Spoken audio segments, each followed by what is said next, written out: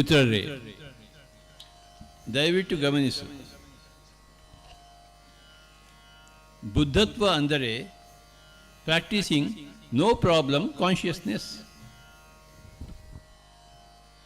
ಆತ್ಮೀಯರೇ, ನಾವೆಲ್ಲರೂ ಕೂಡ ಗಮನಿಸಲೇಬೇಕಾಗಿರುವಂತಹದ್ದು ಬುದ್ಧತ್ವ ಅಂದರೆ ಯಾವುದೇ ವಿಧವಾದ ಸಮಸ್ಯೆಯನ್ನು ನಾವು ತೆಗೆದುಕೊಳ್ಳದೇ ಇರತಕ್ಕಂತಹದ್ದು. If life is a problem, if death is a problem, you are not a Buddha. ಜೀವನವೇ ಒಂದು ಸಮಸ್ಯೆ ಅಂತ ತಿಳ್ಕೊಂಡ್ರೆ, ಮರಣವೇ ಒಂದು ದೊಡ್ಡ ಸಮಸ್ಯೆ ಅಂತ ತಿಳ್ಕೊಂಡ್ರೆ ನಾವು ಬುದ್ಧರಲ್ಲ. Are you a Buddha? ಜೋರಾಗಿ ಚಪ್ಪಾಳೆ for all the Buddhas.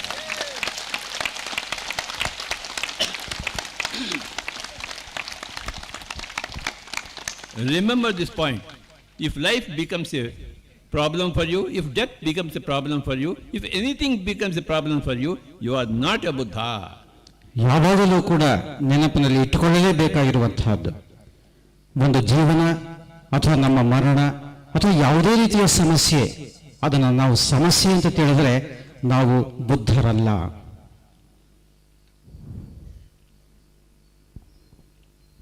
Buddha is not going to Buddha Gaya and doing meditation, no.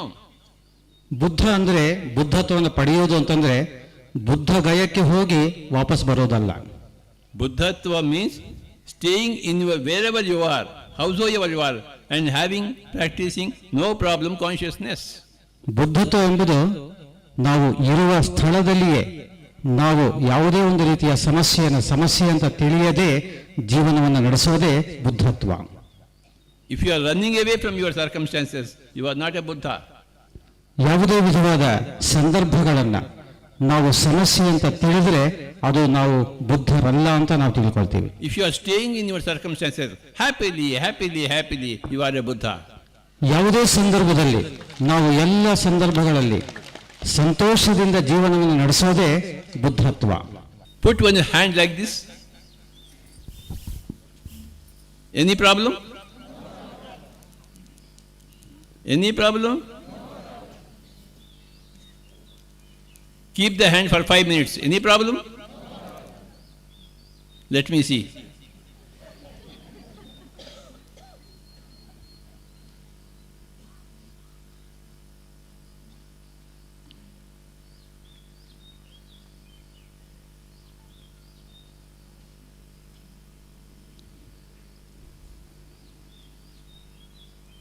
I know your hand is paining. No Any problem? No problem. Wow.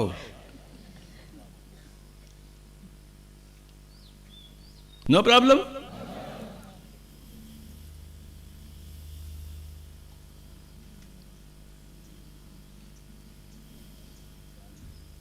Until tomorrow morning you are going to say like this. No problem. Varahamurthy is crying.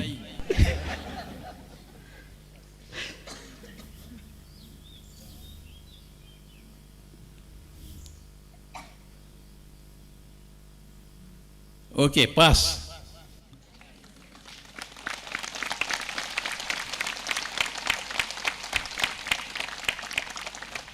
I will tell you a story about no problem. ಸಮಸ್ಯೆ ಇಲ್ಲದ ಒಂದು ವಿಷಯದ ಬಗ್ಗೆ ಒಂದು ಕಥೆ ಕೇಳೋಣ. Can I tell? There was one painter. ಒಬ್ಬ paint ಮಾಡತಕ್ಕಂಥ ವ್ಯಕ್ತಿ ಇದ್ದ. Beautiful painting he does. ತುಂಬಾ ಸುಂದರವಾಗಿ ಆ ಒಂದು ಪೇಂಟ್ ಅನ್ನು ಮಾಡ್ತಾ ಇದ್ದ. World class painter. ಜಗತ್ತಿನ ಆದ್ಯಂತ ಒಂದು ಒಳ್ಳೆಯ ಹೆಸರನ್ನು ಪಡೆದಿದ್ದ ಅವನು. But what happened? One day he had an accident and both hands got cut. ಒಂದು ದಿವಸ ಈ ಒಂದು ಆಕ್ಸಿಡೆಂಟ್ ಅಲ್ಲಿ ಎರಡೂ ಕೈಗಳನ್ನ ಕಳೆದುಕೊಂಡ.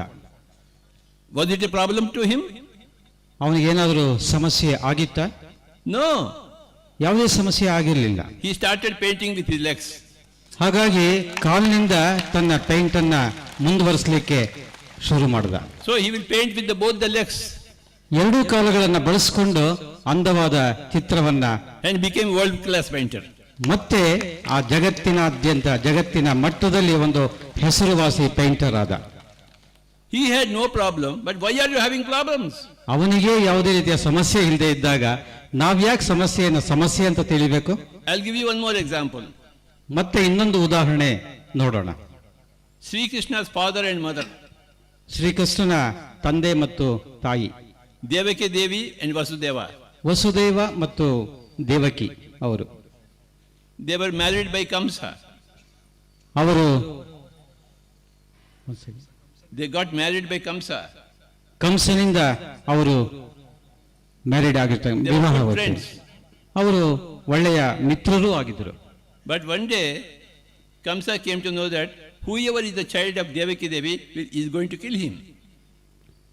ದೇವಕಿಯ ಮಗು ಯಾರಾದರೂ ಆಗಿರಲಿ ಅವರನ್ನ ಕೊಲ್ಲಬೇಕು ಎನ್ನುವ ಆಸೆ ಆಯಿತು, ಯೋಚನೆ ಆಯಿತು. No problem.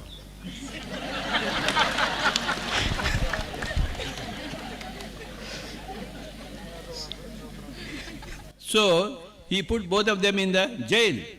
ಅವರಿಬ್ಬರನ್ನು ಕೂಡ ಒಂದು ಸೆರೆ ಮನೆಯಲ್ಲಿ ಹಾಕಿದ. Any problem for them? Devaki Devi and Vasudeva? They said no problem. ಅವರಿಬ್ಬರಿಗೂ ಕೂಡ ಯಾವುದೇ ರೀತಿಯ ಸಮಸ್ಯೆ ಆಗಲಿಲ್ಲ, ಏನು ಸಮಸ್ಯೆ ಇಲ್ಲ ಅಂತ ಹೇಳಿದ್ರು ಅವರು. They were put in the jail. ಸೆರೆಮನೆಯಲ್ಲಿ ಇದ್ರು ಅವರು. And the husband and wife said no problem. ಅವರಿಬ್ಬರೂ ಕೂಡ ಸಮಸ್ಯೆ ಏನೂ ಇಲ್ಲ ಅಂತ ಹೇಳಿದ್ರು. And they made sex. ಜೈಲುವಾಸದಲ್ಲಿಯೇ ಲೈಂಗಿಕ ಕ್ರಿಯೆಯನ್ನು ಕೂಡ ಮಾಡಿದ್ರು. In the jail they did sex. ಸೆರೆಮನೆಯಲ್ಲಿಯೇ ಲೈಂಗಿಕ ಕ್ರಿಯೆಯಲ್ಲಿ ತೊಡಗಿದ್ರು. And they got a baby. ಹೀಗಾಗಿ ಒಂದು ಮಗುವನ್ನು ಕೂಡ ಪಡೆದರು. And the moment the baby came out of the body, Kamsa took the baby and cut her head. ಮಗು ಹುಟ್ಟಿದ ತಕ್ಷಣ ಕಂಸ ಬಂದು ಆ ಮಗುವನ್ನ ಕೊಂದು ಹಾಕಿದ. How much suffering for the mother? Tell me. ಎಷ್ಟು ದುಃಖದಿಂದ ಇರಬಹುದು ಆ ತಾಯಿಯವರು. Did she say any problem? ಆ ಸಂದರ್ಭದಲ್ಲಿ ದೇವಕಿಯವರು ಏನಾದರೂ ಸಮಸ್ಯೆ ಅಂತ ಅಂದುಕೊಂಡ್ರು? No. ಯಾವುದೇ ರೀತಿಯ ಸಮಸ್ಯೆ ಅಂತ She ಅಂದುಕೊಂಡಿಲ್ಲ. said, I want one more baby. ಮತ್ತೆ ಇನ್ನೊಂದು ಮಗುವನ್ನ ಬೇಕು ಅಂತ So again sex. ಮತ್ತೆ ಲೈಂಗಿಕ ಕ್ರಿಯೆಯಲ್ಲಿ ತೊಡಗಿದರು. Knowing that the baby is going to be killed again. ಮತ್ತೆ ಆ ಮಗು ಕಂಸನಿಂದ ಕೊಲ್ಲಲ್ಪಡುತ್ತೆ ಅಂತ ಗೊತ್ತಿದ್ರು ಕೂಡ ಮತ್ತೊಂದು ಮಗುವನ್ನು ಪಡೆದರು. Are you like that? ನಾವೆಲ್ಲರೂ ಕೂಡ ಹಾಗೆ ಇದ್ದೀವ? Tell me. ಹೇಳಿ, Can you be like that? ನಾವು ಹಾಗೆ ಇರಬಹುದಾ? Can you get a child knowing that the child is going to be cut in front of your eyes? ಮಗುವನ್ನು ಪಡೆದಾಗ ನಮ್ಮ ಮುಂದೆನೆ ಆ ಮಗು ಕೊಲ್ಲಲ್ಪಡುತ್ತೆ ಅಂದಾಗ ನಮ್ಮ ಸ್ಥಿತಿ ಹೇಗಿರುತ್ತೆ? If you are like that, you are a Buddha. ಯಾವುದೇ ರೀತಿಯ ಸಮಸ್ಯೆ ಅಂತ ಅಂದುಕೊಳ್ಳದೆ ಇದ್ರೆ ನಾವು ಕೂಡ ಬುದ್ಧರಾಗಲಿಕ್ಕೆ ಸಾಧ್ಯ ಇದೆ. Second child killed. ಮತ್ತೆ ಎರಡನೇ ಮಗುವನ್ನು ಕೂಡ. And again sex. ಮತ್ತೆ ಲೈಂಗಿಕ ಕ್ರಿಯೆ ಮುಂದುವರಿತು. Again baby. ಮತ್ತೆ ಮತ್ತೊಂದು ಮಗು. Again kill. ಮತ್ತೆ ಕೊಲ್ಲಲ್ಪಡ್ತು. Again sex. ಮತ್ತೆ ಅದೇ ರೀತಿಯ ಲೈಂಗಿಕ ಕ್ರಿಯೆ ಮುಂದುವರಿತು. Again baby. ಮತ್ತೆ ಬೇಬಿ ಮತ್ತು Again kill. ಮತ್ತೆ ಕೊಲ್ಲಲ್ಪಡ್ತು. Is any mother capable of doing that? ಇಲ್ಲಿ ಇರ್ತಕ್ಕಂಥ ನಮ್ಮಲ್ಲಿ ಯಾರಾದರೂ ತಾಯಿಯಂದರು ಆ ರೀತಿಯ ಶಕ್ತಿಯನ್ನ, ಆ ರೀತಿಯ ಮನಸ್ಥಿತಿಯನ್ನ ಪಡೀಲಿಕ್ಕೆ? Did Devaki Devi complain? ಆ ಸಂದರ್ಭದಲ್ಲಿ ದೇವಕಿಯವರು ಏನಾದರೂ ಮತ್ತೊಬ್ಬರ ಬಗ್ಗೆ ಕಂಪ್ಲೇಂಟ್ ಮಾಡಿದ್ರ? Did Vasudeva complain? ವಸುದೇವ ಆಗಲಿ ಆ ಕಂಪ್ಲೇಂಟ್ ಮಾಡಿದ್ರ? They were happily staying in the jail.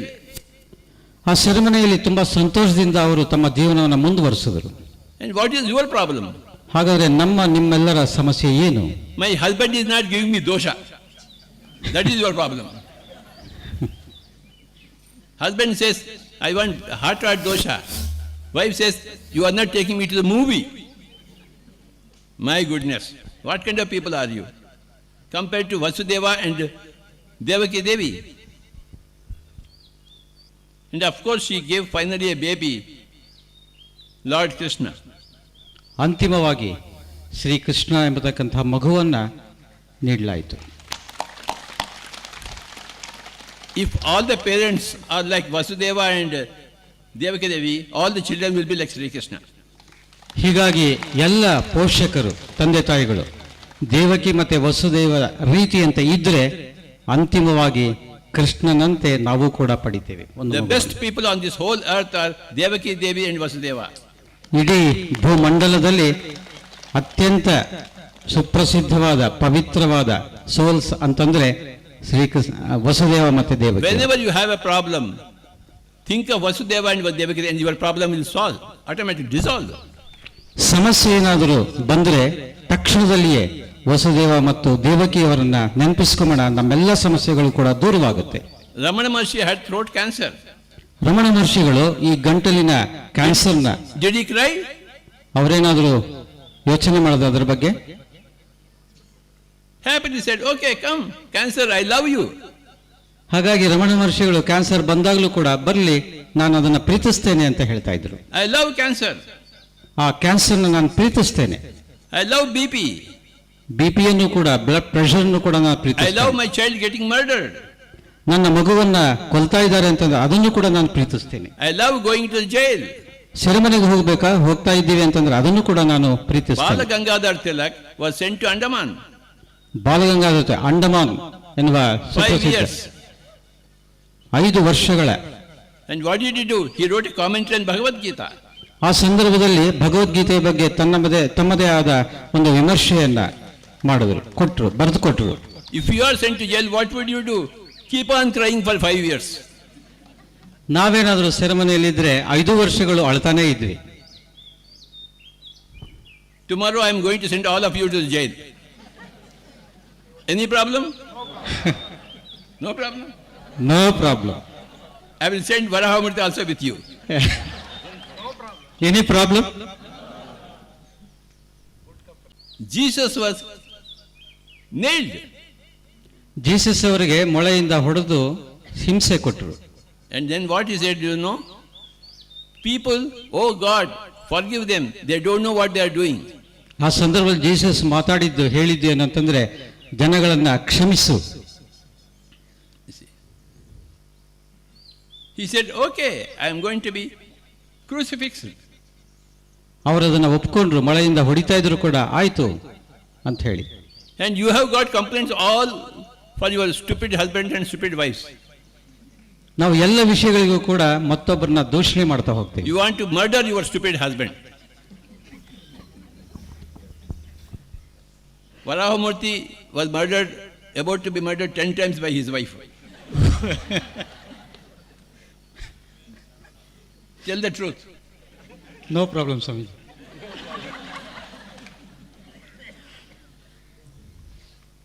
Swami Dayananda Saraswati was given glass powder in a water and he said, please drink. Dayananda Saraswati ಅವರಿಗೆ ಈ ಗಾಜಿನ ಚೂರುಗಳನ್ನ ನೀರಿನಲ್ಲಿ ಬೆರೆಸಿ ಕುಡಿಲಿಕ್ಕೆ ಕೊಟ್ಟಿದ್ರು. Founder of Arya Samaj. ಆರ್ಯ ಸಮಾಜದ ಸಂಸ್ಥಾಪಕರು. He knew that there was glass powder in that. ಅವರಿಗೆ ಗೊತ್ತಿತ್ತು ಆ ನೀರಿನಲ್ಲಿ ಆ ಒಂದು ಗಾಜಿನ ಪುಡಿ ಇದೆ ಅಂತ ಹೇಳಿ. He said, give me, drink. ಕೊಡಿ, ನಾನು ಕುಡಿತೀನಿ ಅಂತ ಹೇಳಿ ಹೇಳ್ತಾ ಇದ್ರು. Socrates was given poison. Socrates ತತ್ವಜ್ಞಾನಿ, ಅವರಿಗೆ ಒಂದು ವಿಷ ಸೇವನೆಯನ್ನು ಕೂಡ ಮಾಡಿಸಿದ್ರು. Please say sorry for what you have done. We won't kill you. So ಏನು ಮಾಡಿದ್ದೀವಿ ಅದಕ್ಕೆ ಒಂದು ಕ್ಷಮೆಯನ್ನ ಕೋರೋಣ, ನಾವು ನಿಮ್ಮನ್ನ ಕೊಲ್ಲೋದಿಲ್ಲ ಅಂತ He ಹೇಳಿ. said, I am not going to ask for any pardon. ನಾನು ಯಾವುದೇ ರೀತಿಯ ತಪ್ಪು ಮಾಡಿಲ್ಲ, ನಾನು ಕ್ಷಮೆಯನ್ನ ಕೇಳೋದಿಲ್ಲ ಅಂತ Give me the ಹೇಳಿ. poison. ಹಾಗಾದ್ರೆ ಆ ವಿಷವನ್ನ ಕೊಡಿ. Happily drink. ಸಂತೋಷದಿಂದ ಅದನ್ನ ಸೇವನೆ ಮಾಡ್ತಾ ಇದ್ರು. If they can drink poison, can't you drink a stupid husband? Can't you bear with them? Socrates ಅಂತವರು ಅಷ್ಟು ಸಂತೋಷದಿಂದ ಕೊಟ್ಟಿರ್ತಕ್ಕಂತಹ ವಿಷವನ್ನ ಕುಡಿತಾ ಇದೆ ಅಂದ್ರೆ ನಾವು ನಮ್ಮ ಹೆಂಡತಿಯನ್ನ, ನಮ್ಮ ಗಂಡನನ್ನ ನಾವು ಯಾಕೆ ಸೇವನೆ ಮಾಡಬಾರದು ಸಂತೋಷದಿಂದ? What is the problem with you? ಹಾಗ ನಮ್ಮಲ್ಲಿ ಇರ್ತಕ್ಕಂಥ ಸಮಸ್ಯೆ ಏನು? ಏನೂ ಇಲ್ಲ. Your problem is an illusion. ಕೇವಲ ನಮ್ಮ ಸಮಸ್ಯೆ ಭ್ರಮಾಲೋಕದಲ್ಲಿರುವಂತಹದ್ದು, ಭ್ರಮೆಯಲ್ಲಿರುವಂತಹದ್ದು. To become a Buddha, meditation is not required. ನಾವು ಬುದ್ಧತ್ವವನ್ನು ಪಡೆಯಲಿಕ್ಕೆ ಧ್ಯಾನದ ಅವಶ್ಯಕತೆ ಇಲ್ಲ. Practice of no problem consciousness is required. ಹೀಗಾಗಿ ನಮ್ಮ ನಿತ್ಯ ಜೀವನದಲ್ಲಿ ಈ ಒಂದು ಸಮಸ್ಯಾರಹಿತ ಪ್ರಜ್ಞೆಯ ಅಭ್ಯಾಸವನ್ನು ಮಾಡೋದೇ ಮುಖ್ಯ. If your samsara is not a problem, if your husband and wife are not problems, your parents are not problems, your society is not problem, your ados pados is not problem, nothing is your problem, you are Buddha. ಆ ಸಂದರ್ಭದಲ್ಲಿ ಸಮಾಜ, ವ್ಯಕ್ತಿ, ಮತ್ತೊಬ್ಬರು ಯಾರೂ ಕೂಡ ಸಮಸ್ಯೆ ಆಗೋದಿಲ್ಲ. ನಾವೆಲ್ಲರೂ ಕೂಡ ಬುದ್ಧರಾಗ್ತೇವೆ. To become a Buddha is the easiest thing and the most difficult thing. ಬುದ್ಧತ್ವವನ್ನು ಪಡೆಯೋದು, ಬುದ್ಧರಾಗೋದು ಅತ್ಯಂತ ಸುಲಭವಾದದ್ದು, ಅಷ್ಟೇ ಕಷ್ಟವಾದದ್ದು. It is so very easy because even meditation is not required. ಇದು ಎಷ್ಟು ಸುಲಭ ಅಂತಂದ್ರೆ ಧ್ಯಾನದ ಅವಶ್ಯಕತೆನೇ ಇಲ್ಲ. You don't have to read any books. ಇದಕ್ಕಾಗಿ ಯಾವುದೇ ಗ್ರಂಥಗಳನ್ನ ಅಭ್ಯಾಸ ಮಾಡುವ ಅವಶ್ಯಕತೆ ಕೂಡ ಇಲ್ಲ. Just practice no problem consciousness in your own home. ಕೇವಲ ನಮ್ಮ ಮನೆಗಳಲ್ಲಿ ಸಮಸ್ಯಾರಹಿತ ಪ್ರಜ್ಞೆಯ ಅಭ್ಯಾಸವನ್ನು ಮಾಡತಕ್ಕಂಥದ್ದು ಕಲಿಬೇಕು. Can you do that? ನಾವೆಲ್ಲರೂ ಮಾಡಬಹುದಾ? ಎಸ್ ಅಂತ ಜೋರಾಗಿ.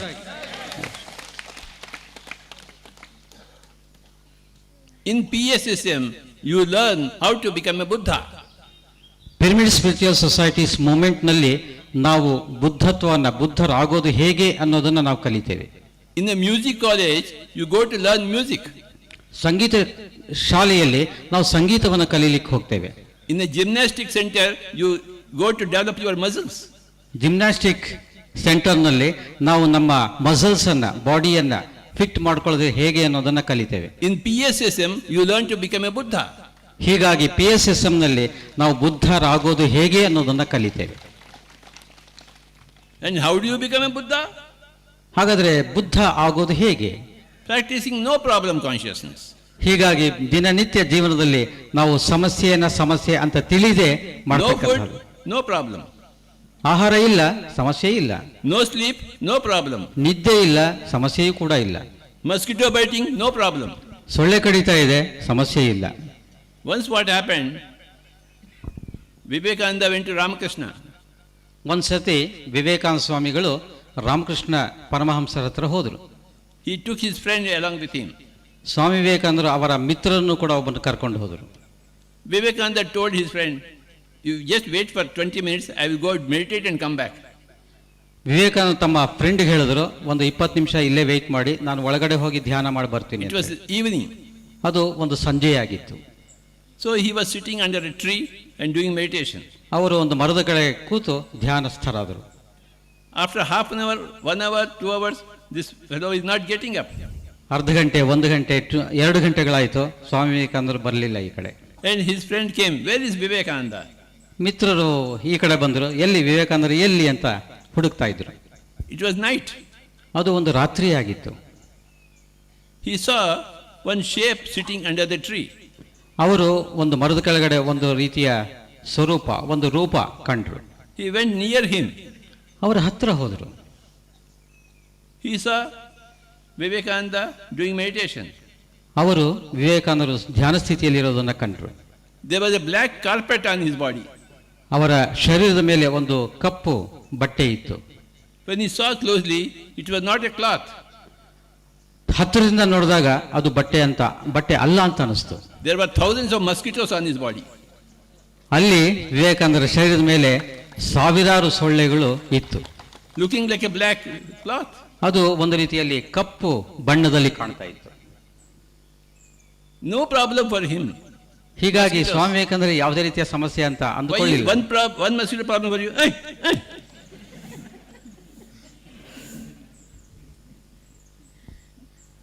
That's how Vivekananda became a Buddha. ಹೀಗಾಗಿ ವಿವೇಕಾನಂದರು ಕೂಡ ಬುದ್ಧರಾದರು. Anybody can become a Buddha. ಯಾರು ಬೇಕಾದರೂ ಕೂಡ ಬುದ್ಧತ್ವವನ್ನು ಪಡೆಯಬಹುದು. If you practice. ಅದು ಕೇವಲ ಒಂದು ಅಭ್ಯಾಸದಿಂದ ಮಾತ್ರ. Practice of no problem consciousness. ಆ ಅಭ್ಯಾಸವೇ ಪ್ರತಿನಿತ್ಯ, ಪ್ರತಿ ಸಂದರ್ಭದಲ್ಲಿ, ಪ್ರತಿ ವಿಷಯದ ಸಂಬಂಧದಲ್ಲಿ ಸಮಸ್ಯೆ ಇಲ್ಲ ಎನ್ನುವ ಭಾವನೆಯಲ್ಲಿ ಇರತಕ್ಕಂಥದ್ದು. Somebody comes to me. ಕೆಲವರು ನಮ್ಮ ಹತ್ರ ಬರ್ತಾರೆ, crying. ಅಳ್ತಾನೇ ಇರೋದು. I said, what happened? So Sir, my mother is dying. Can you save my mother? ಅಳ್ತಾ ಅಳ್ತಾ ಬಂದು ನನ್ನ ತಾಯಿ ಸಾಯ್ತಾ ಇದ್ದಾರೆ, ನನ್ನ ತಾಯಿಯನ್ನು ಉಳಿಸ್ಕೊಡ್ತೀರಾ ಅಂತ. You know what I say? Okay, I will pray for her early death. ಆ ಸಂದರ್ಭದಲ್ಲಿ ನಾನು ಹೇಳ್ತಾ ಇದ್ದೆ, ನಾನು ಒಂದು ಪ್ರಾರ್ಥನೆ ಮಾಡ್ತೇನೆ, ಆದಷ್ಟು ಬೇಗ ನಿಮ್ಮ ತಾಯಿ ಮರಣವನ್ನು ಹೊಂದಲಿ ಅಂತೇಳಿ. Some people come, Swami, I want baby. There is no baby. 12 years, 30 years, 14 years, no baby. What to do? ಕೆಲವರು ಮಗು ಬೇಕು ಅಂತ 12 ವರ್ಷ 15 ವರ್ಷ ಆಗಿದೆ ಬೇಕು ಅಂತ ಬರ್ತಾರೆ. Arey, go to some anadha ashrama and get a baby. So ಅನಾಥಾಶ್ರಮಕ್ಕೆ ಹೋಗಿ ಒಂದು ಮಗುವನ್ನ ಪಡೀರಿ ಅಂತ ಹೇಳ್ತೇನೆ. You want a baby, you get a baby. So ಮಗು ಬೇಕಾ, ಅಲ್ಲಿಂದ ಪಡೀರಿ ಅನಾಥಾಶ್ರಮ. No, my own baby. ಸ್ವಂತ ಮಗು ಬೇಕು ಅಂತ Problem. ಅಲ್ಲಿ ಸಮಸ್ಯೆ ಇದೆ. Not a Buddha. ಅಲ್ಲಿಗೆ ಬುದ್ಧತ್ವವನ್ನು ಪಡೆಯತಕ್ಕಂಥದ್ದಲ್ಲ. Any baby is a baby. ಮಗು ಯಾವುದೇ ಆಗಲಿ ಅದು ಮಗುನೇ. Your own baby is your baby. Stupid people. ಸ್ವಂತ ಮಗು ಮಾತ್ರ ಮಗು ಅಂತಾನ?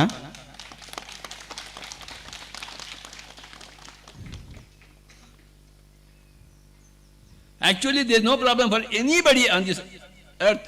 ಹೀಗಾಗಿ ಇಡೀ ಭೂಮಂಡಲದಲ್ಲಿ ಯಾರಿಗೂ ಯಾವುದೇ ರೀತಿಯ ಸಮಸ್ಯೆ ಇಲ್ಲ. They are thinking that it is a problem. There is no, it's not the truth. ಸಮಸ್ಯೆ ಅಂತ ಹೇಳಿ ಯೋಚನೆ ಮಾಡ್ತಾ ಇದ್ದಾರೆ, ಆ ರೀತಿಯನ್ನ ಸಮಸ್ಯೆ ಅಂತ ಹೇಳಿ ತಿಳಿತಾ ಇದ್ದಾರೆ ಅವರು. Do you think I help anybody? So ನಿಮಗೆ ನಾವು ಯಾರಿಗಾದ್ರೂ ಹೆಲ್ಪ್ ಮಾಡ್ತೀವಿ ಅಂತ ಯೋಚನೆ ಇದೆಯಾ? I don't help anybody. So ಯಾರಿಗೂ ನಾನು ಹೆಲ್ಪ್ ಮಾಡೋದಿಲ್ಲ, ಸಹಾಯ ಮಾಡೋದಿಲ್ಲ. Because I don't see any problem there. ಯಾಕೆಂದ್ರೆ ನಿಮ್ಮಲ್ಲಿ ಯಾರಲ್ಲಿಯೂ ಕೂಡ ನಾನು ಸಮಸ್ಯೆಯನ್ನು ಕಾಣ್ತಾ ಇಲ್ಲ. I can't see problem. I am blind to see problems. ಸಮಸ್ಯೆಯನ್ನು ಕಾಣೋದ್ರಲ್ಲಿ ನಾನು blind, ಕಣ್ಣಿಲ್ಲದವ. I am a Buddha. ಹೀಗಾಗಿ ಪತ್ರಿ ಸರ್ ಅವರು Buddha. I can't see any problem anywhere. ಯಾಕೆಂದ್ರೆ ಎಲ್ಲಿಯೂ ಕೂಡ ಯಾರಲ್ಲಿಯೂ ಕೂಡ ಸಮಸ್ಯೆಯನ್ನು ಕಾಣ್ತಾ ಇಲ್ಲ ಅವರು. Then why do we meditation? ಹೀಗಾಗಿ ಧ್ಯಾನ ಯಾತಕ್ಕಾಗಿ? We do meditation to increase our abilities. ಧ್ಯಾನ ಮಾಡೋದು ನಮ್ಮ ಚೈತನ್ಯವನ್ನ ಶಕ್ತಿಯನ್ನ ವೃದ್ಧಿ ಮಾಡಿಕೊಳ್ಳೋದಕ್ಕೋಸ್ಕರ. We want to do meditation to become a better violinist. So ಧ್ಯಾನ ಮಾಡೋದು ಒಬ್ಬ ಸರಿಯಾದ ಹೆಚ್ಚಿನ ಒಬ್ಬ ವಿದ್ವಾಂಸನಾಗಲಿಕ್ಕೆ ಯಾವುದೇ ಒಂದು ಕ್ಷೇತ್ರದಲ್ಲಿ. We want to do meditation to become a better engineer. We want to become meditator to become a better singer, better cook. Meditation is not for problem solving. Meditation is to increase your efficiency in everything. ನಮ್ಮ ಕಾರ್ಯಕ್ಷೇತ್ರದಲ್ಲಿ ನಮ್ಮ ದಕ್ಷತೆಯನ್ನು ವೃದ್ಧಿಸಿಕೊಳ್ಳೋದಕ್ಕೋಸ್ಕರ ಧ್ಯಾನ. ಧ್ಯಾನ ಸಮಸ್ಯೆಯನ್ನು ಬಗೆಹರಿಸಿಕೊಳ್ಳೋದಕ್ಕಲ್ಲ. ಗೊತ್ತಾಯ್ತಾ?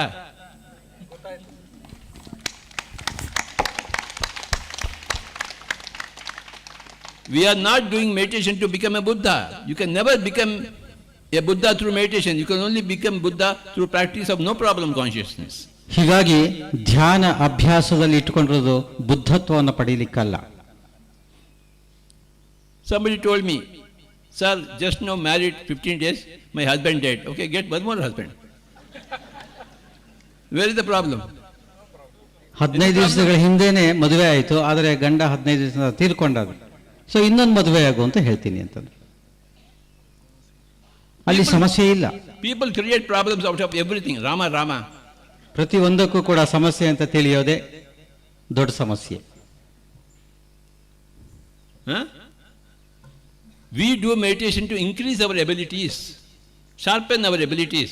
Yoga karmasu kaushalam. ಕಾರ್ಯ ದಕ್ಷತೆಯನ್ನ, ನಮ್ಮ ಶಕ್ತಿಯನ್ನ ನಾವು ಹೆಚ್ಚಿಸಿಕೊಳ್ಳೋದಕ್ಕೋಸ್ಕರ ಧ್ಯಾನ. Through meditation, we become better listeners, better speakers. So ಧ್ಯಾನ ಮಾಡೋದ್ರಿಂದ ನಾವು ಒಬ್ಬ ಉತ್ತಮ ಕೇಳುಗರಾಗ್ತೇವೆ, ಉತ್ತಮ ಮಾತುಗಾರರಾಗ್ತೇವೆ. For that we need meditation.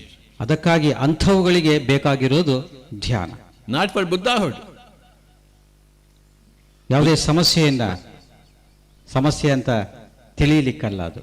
If you want to become a Buddha, practice no problem consciousness. ಹೀಗಾಗಿ ಮತ್ತೆ ಮತ್ತೆ ಹೇಳ್ತಾ ಇರತಕ್ಕಂಥದ್ದು, ನಾವು ಬುದ್ಧತ್ವವನ್ನು ಪಡಿಬೇಕು ಅಂದ್ರೆ, ಬುದ್ಧರಾಗಬೇಕು ಅಂತಂದ್ರೆ ಪ್ರತಿನಿತ್ಯ, ಪ್ರತಿ ಕ್ಷಣದಲ್ಲಿ, ಪ್ರತಿ ವಿಷಯದಲ್ಲಿ ಸಮಸ್ಯೆ ಅಲ್ಲ ಅಂತ ತಿಳಿಯೋದು. Some people come to me, sir, I am doing meditation for 40 days, but my mind is not getting controlled. 40 ದಿವಸದಿಂದ ಧ್ಯಾನ ಮಾಡ್ತಾ ಇದ್ದೀನಿ, ಮನಸ್ಸು ನಿಯಂತ್ರಣಕ್ಕೆ ಬರ್ತಾ ಇಲ್ಲ ಅಂತ. Okay, you are a Buddha. No problem. Practice, no problem. 40 years practicing meditation, mind is not getting control. No problem. Where is the problem? How is the food yesterday?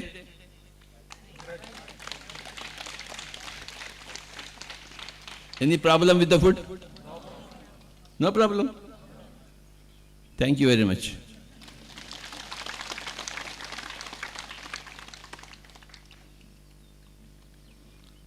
You do meditation to improve your capacities, improve your abilities, improve your efficiency. You read your books to expand your knowledge. But Buddhahood comes only out of practice of no problem consciousness. Remember this point. Hello friends, PMC ఆన్లైన్ని subscribe చేసుకోండి. సరికొత్త updates కోసం bell బటన్ని నొక్కండి.